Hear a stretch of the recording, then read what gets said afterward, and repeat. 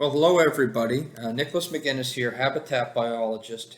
Today we're just going to do a quick narration of things that are going on in the Margaree River in terms of fish habitat. And this is only one of the things that's going on, but we have some drone footage here from the start of this video to about the 40-second mark. This drone footage was taken in 2021 in October.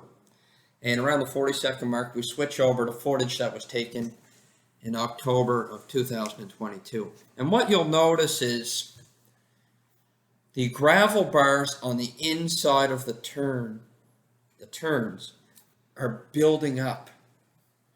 And it's looking in those riparian zones that the beaches along the river are getting bigger and bigger. And they are.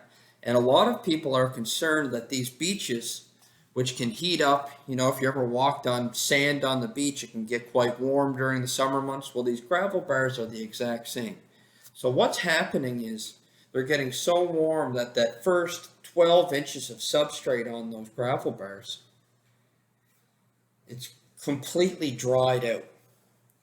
And that's where the latent seed bank exists for all your willows, your alders, your native grasses, probably some non-native grasses that have entered the seed bank just through the erosion of agricultural land.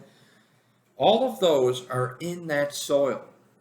But because of the conditions, they're baking in the sun, none of those seeds likely germinate. And if they do, those little seedlings, as they emerge, they die.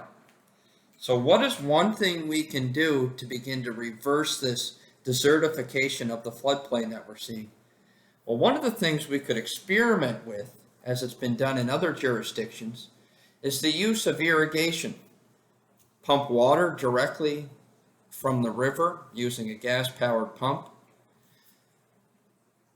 Use sprinklers to maintain soil moisture across one of these gravel bars.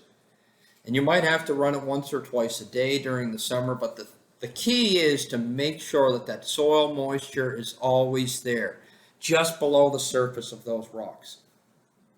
And what will likely happen is those seeds that are sitting in the gravel bar will germinate and sprout, and then we can begin to work towards reversing the desertification of these gravel bars and get plant life back. If we can cover these bars with vegetation, they'll absorb a lot more solar energy and put it into carbon, which is vegetation, instead of just becoming a block or a mass of heat, almost like a hearth around a fireplace.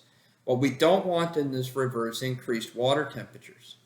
So if we can do anything to reverse that trend, it should be seriously considered.